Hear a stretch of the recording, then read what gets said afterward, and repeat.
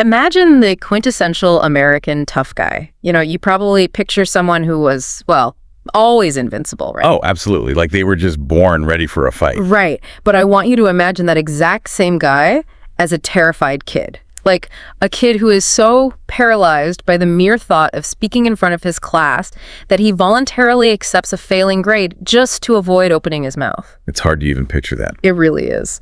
Today we're looking at Chuck Norris. Welcome to the deep dive. I am so glad you could join us because today we are entirely dismantling a myth. We really are. We're pulling our source material today from his autobiography, Against All Odds, My Story. And what's so compelling here is that we get to look past the internet memes, the pop culture jokes and the larger-than-life persona. Yeah, to uncover a highly analytical, deeply insecure man who essentially engineered himself from the ground up. Our mission for you today is to explore how crippling, paralyzing insecurity can actually be transformed into ultimate confidence. We are going to look at the mechanics of visualization, the biological reality of discipline, and the ultimate test of integrity. Okay, let's unpack this. Because the story you are about to hear defies literally every expectation you might have about a global martial arts icon. Yeah, I mean, if you were to design the perfect backstory for a world champion, you'd probably start with natural athleticism, right? Stable environment, maybe a legacy of fighters in the family. Sort of like a breeding ground for success. Right. But Chuck Norris had literally none of that. His life started at a severe physical and emotional deficit. I mean, right out of the gate, he was born a quote-unquote blue baby. And just to be clear on the mechanics of that, for anyone who doesn't know, being a blue baby means he nearly died from a severe lack of oxygen during this grueling 7-day labor. 7 days. Just unimaginable. Yeah, and he spent his first 5 days of life completely isolated. That lack of oxygen isn't just a scary moment, It can cause lasting developmental delays and neurological hurdles. So he is starting his life biologically compromised from day one. He really is. And the environment he was brought into, well, it offered no safety net whatsoever. We're talking about extreme, grinding poverty. Right. Living in this tiny 20-foot aluminum trailer. Yeah. Using a freezing outhouse out back. Mm-hmm. And a father who was not just chronically absent, but an alcoholic who constantly uprooted the family. Just bringing total chaos and instability into the home whenever he was actually around. Exactly. It's just heartbreaking to picture. I mean, he was so incredibly shy and terrified as a kid. But this is where we see the first crucial element of the foundation he would later build. Because in stark contrast to his father's destructive nature, he had his mother. Yes, his mother was everything. She was this fierce, stabilizing influence. She completely refused to let their financial poverty dictate their human worth. And she constantly instilled this unshakable faith in him, telling him over and over, God has plans for you. And that stabilizing force is vital because it gave him just enough safety to start developing his own coping mechanisms. And one of the most, I think, poignant details from the book is how he played. Oh, the clothespins. Yeah, they were so poor they couldn't afford actual toys. So he would go out into the dirt yard with these wooden clothespins. He'd designate the big clothespins as the bad guys and the small clothespins as the good guys. Like a makeshift army. Exactly. Right. And he would sit in the dirt for hours acting out these elaborate high-stakes battles. But I really want to dig into that for a second because on the surface, that just sounds like a poor kid playing in the dirt. But is there more going on mechanically? I mean, it's like he was trying to build a fortress, but his foundation was made of quicksand. He had to invent his own solid ground. Is this clothespin game just a kid playing, or is this the foundation of something bigger? That is a perfect way to look at it. Because he wasn't just playing. He was engaging in early neuroplasticity training. Really? Yeah, this is his absolute earliest form of visualization. He notes in the book that he would mentally map out the entire fight before it physically started in the dirt. Wow. He was deciding the moves, anticipating the counterattacks, and building this complex mental decision tree. He was literally wiring his brain for delayed gratification and strategic sequencing, which is, exactly the same cognitive process a chess grandmaster uses. He was mentally winning the battle before it even started. That is wild. That visualization tool becomes his lifeline later on. But how does a kid who is too terrified to speak out loud find the inner strength to actually become a physical warrior? He does it by voluntarily walking right into a crucible of physical suffering. Right. So after high school, he joins the Air Force, gets stationed in Osan, Korea, and that is where he discovers the martial art of Tang Soo Do.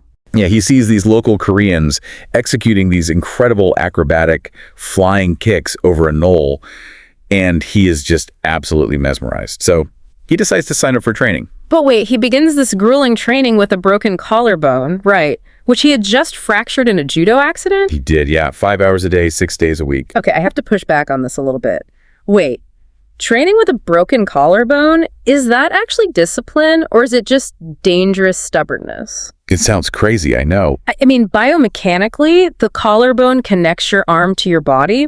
Every single time you throw a punch or block a kick, you are sending a shock wave directly into a fractured bone. That sounds like a great way to permanently disable yourself. What's fascinating here is the underlying psychological mechanism of why he did it. You're right. Biomechanically, it's a total nightmare. Yeah. But the physical pain wasn't just machismo or senseless stubbornness. It was a psychological tool.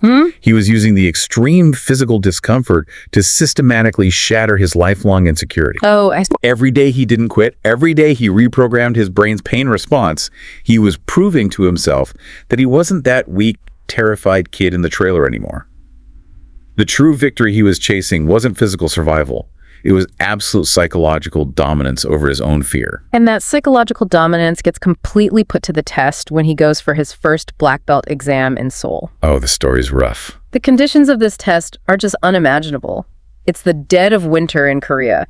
The training hall, the dojang, is completely unheated with literal freezing wind blowing through the cracks in the walls. And he's just in a thin cotton uniform. Right. He's sitting cross-legged on a freezing wooden floor in this thin uniform for hours waiting for his turn. Well, when you are sitting in freezing temperatures like that, your blood vessels constrict. Your brain diverts all available energy to your core just to keep your organs functioning. Survival mode. Exactly. Which means your prefrontal cortex, the part of the brain responsible for complex memory and executive function, is severely compromised. Which explains exactly what happens next. They finally call his name, he stands up, his legs are totally numb, he walks to the center of the room, and his mind just goes completely blank. Total blue screen. He has to perform the Basai form.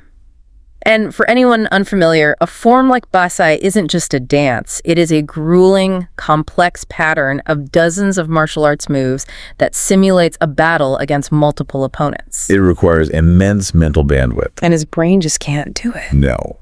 The examiners look at him with absolute disdain and order him to sit back down.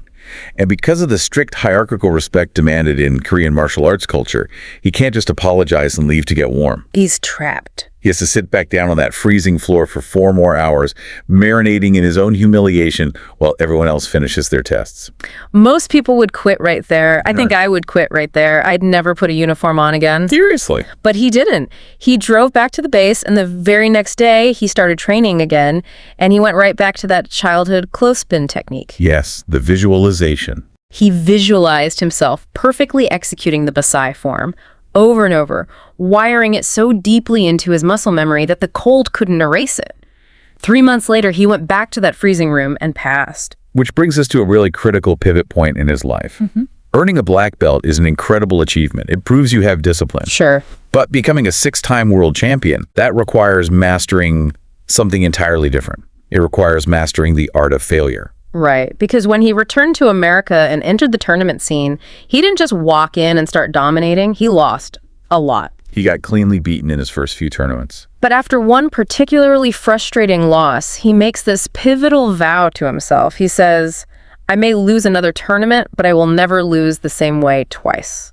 That is a profound psychological shift. Yeah. A loss is no longer a reflection of his worth. It's just data. It's a mechanical puzzle to be solved. He realized that visualizing a static routine like the Basai form is completely different from visualizing a human opponent who is actively trying to take your head off. Here's where it gets really interesting. He wasn't naturally the fastest fighter on the circuit. He wasn't the biggest, and he certainly wasn't the strongest. He won through pure intellectual preparation and biomechanical strategy. Absolutely. We see this perfectly in his famous rivalry with Joe Louis. Oh, Joe Louis was an absolute powerhouse. Yeah. Fast, intimidating, and he had already beaten Chuck. They ended up fighting 3 times for grand championships. And every single time, Chuck had to invent a completely new strategy because Louis was constantly adapting. Right. Like in one fight, Louis figures out Chuck's trademark sidekick. So Chuck invents this controlled groin kick straight up the middle to bypass Lewis's guard. Yeah, adapting on the fly. And in another match, they go into triple overtime, and Chuck only wins by out-aggressing Joe, essentially breaking his opponent's predictive model. But then in Dallas, Joe Louis does something brilliant. This is a crazy moment. He literally rips the sleeve off Chuck's uniform, spins him around, and punches him in the kidney right at the buzzer to win. And that sleeve rip wasn't just aggressive theater, you know. By grabbing the fabric and ripping it, Lewis disrupted Chuck's center of gravity and created a temporary mechanical vulnerability. It was a literal chess match, played with biomechanics. That's incredible. To stay ahead of fighters like Lewis, Chuck realizes he can't just be a Tang Soo Do fighter, he has to evolve. So he begins cross-training, which was highly unusual, like almost taboo at the time. They're very taboo. Traditional martial arts were very siloed. But he goes to Japanese masters, Korean masters, Chinese masters. He learns from Ed Parker, the father of American Kenpo, and from Jean LaBelle, a grappling legend. Yeah, if you think about it mechanically, traditional Korean karate was like a closed operating system. Very powerful, linear, long-range kicks, but ultimately predictable. By blending it with the rapid-fire, close-quarter hand strikes of Japanese styles and the circular evasions of Chinese styles, he basically created an open-source martial art. I love that analogy. When an opponent's predictive model expected a long-range kick, Chuck would step inside and throw a Japanese hand strike. He made himself totally unpredictable. Exactly. Which leads to one of the greatest moments in the book. He wins the All-American Grand Championship at Madison Square Garden. He is walking down the hall, completely exhausted, and a guy walks up to congratulate him. It's Bruce Lee. They had never officially met before that. Right. But there was an instant mutual respect. Two brilliant open source minds recognizing each other. They end up sharing an elevator at their hotel, and they get to talking about philosophy and striking techniques. As you do. And they are so engrossed in the mechanics of fighting that they just step off the elevator and start working out together in the hotel hallway until 4 a.m. I would love to have seen that. Two of the greatest martial artists of the century, tossing each other around a hotel corridor in the middle of the night. And that midnight hallway workout eventually leads to them training together in Bruce's backyard, exchanging techniques, which of course culminates in their legendary fight scene in the Colosseum in Rome for the movie Return of the Dragon. Iconic. But I want to go back to his tournament strategy for a second. How exactly did he apply that childhood clothespin visualization to actual world-class fighters? Well, he took it to a near scientific level. Take his fight against the Japanese champion Hiroshi Nakamura. Chuck didn't just casually watch Nakamura fight. He studied his exact biomechanics. Looking for a pattern. Exactly. He noticed Nakamura relied heavily on a specific sequence. A front kick that would force an opponent's weight back onto their heels, immediately followed by a straight punch to capitalize on their compromised balance. He found the glitch in the code. He really did. Yeah. So before the match even started, Chuck mentally fought Nakamura in his head. But he didn't visualize blocking the kick because that still leaves you off balance. He visualized shifting off the center line the moment the kick was thrown, rendering the linear attack totally useless and simultaneously countering.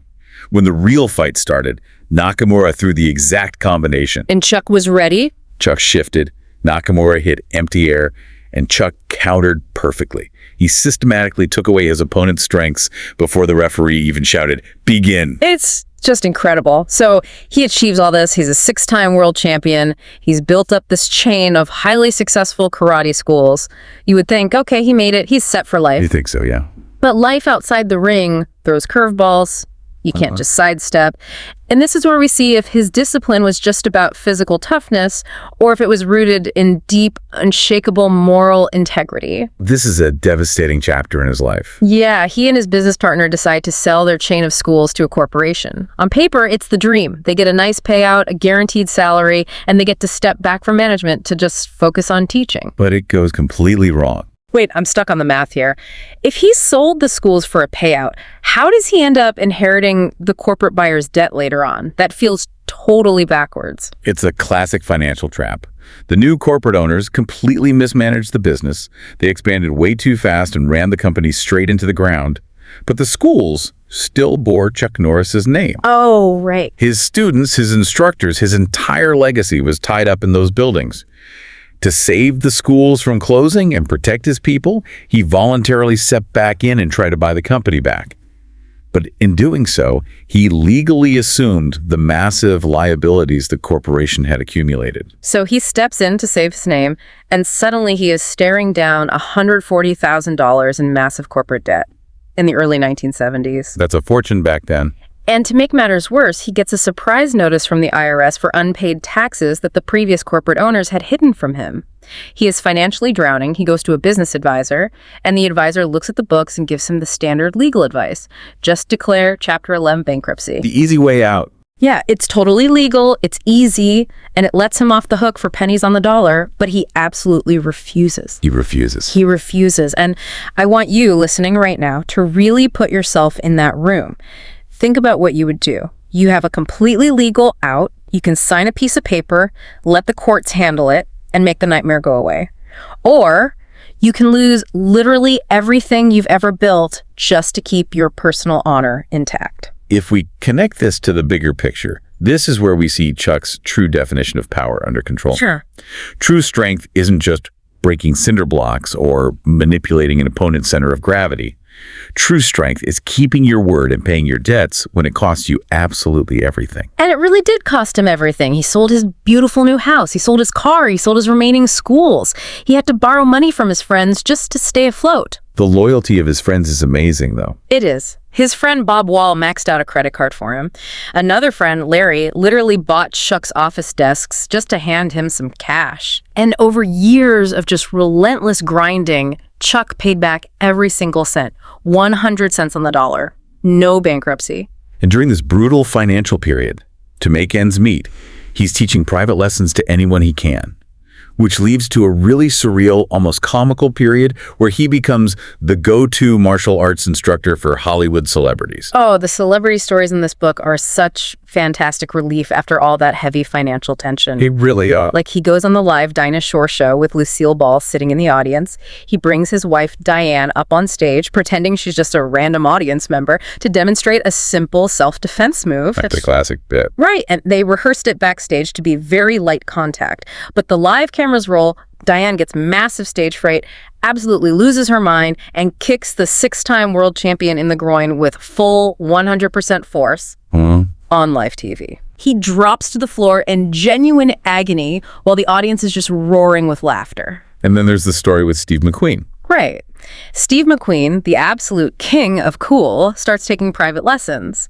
Steve mentions he needs to work on his flexibility, so his wife, Ali McGraw, invites both of them to her Beverly Hills stretching class. This visual is just too good.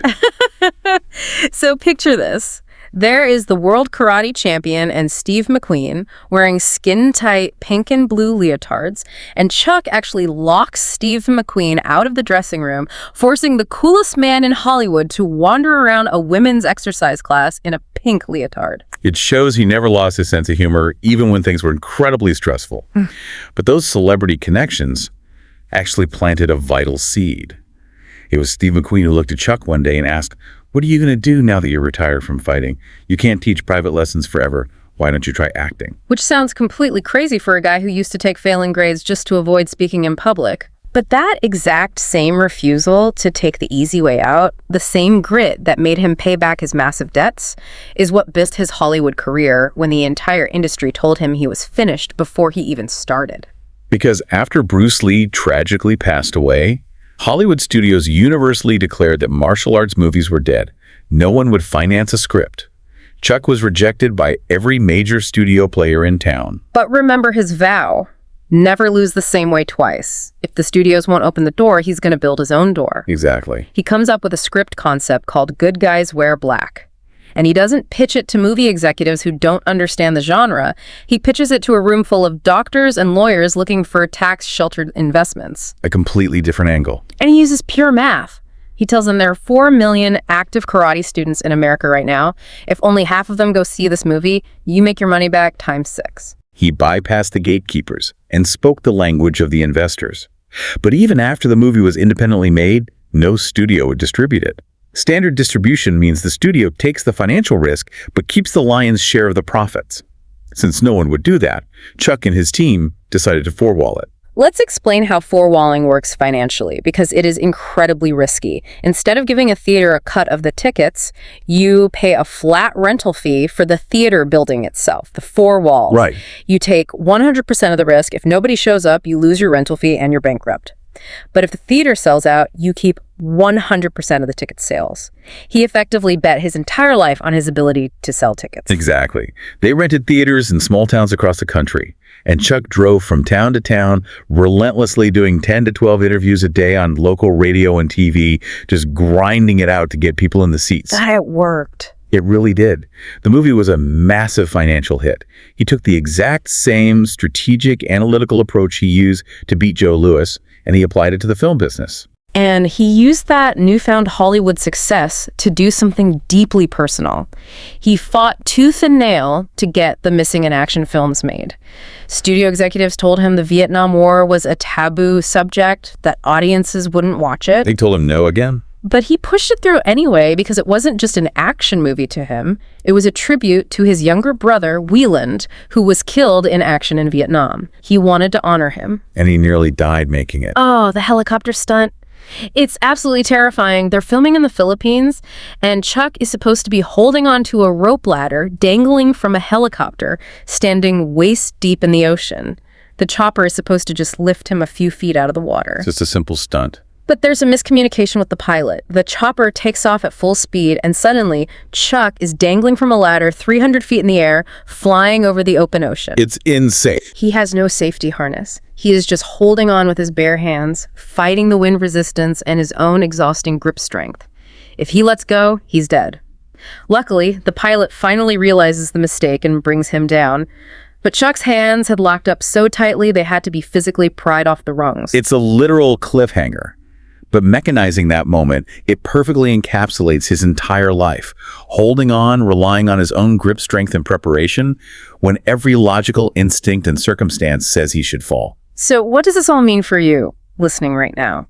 We started this deep dive looking at a towering, invincible figure, assuming the foundation was perfect. But we found out that blueprint was drawn in the mud of poverty, oxygen deprivation, and paralyzing fear. The foundation was built piece by piece through sheer willpower. Exactly. Whether you are dealing with a brutal financial crisis right now, or you're terrified of speaking up in a meeting, or you have a goal that literally nobody else believes in, well, the blueprint from Chuck Norris's life is clear. Face the fear. Visualize the outcome, wiring your brain for the win before you step onto the mat. And when life drops you on a freezing floor, make the vow. Refuse to lose the same way twice. This raises an important question, though, one I want you to take with you today.